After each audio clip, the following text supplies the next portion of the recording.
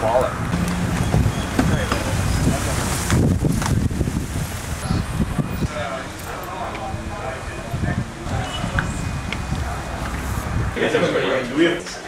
We're gonna go to 3 locations today. We're gonna go to Antigua State College. So we've got to make sure that you have enough equipment in your rigs to be self-sustaining. Well, right here I have some cables. We're about to go set up some labs over at the different schools. So we're gathering a bunch of materials, we're going to load up the cars, and then hopefully we have enough materials for everybody and set up those labs and hopefully get it all done today. Really?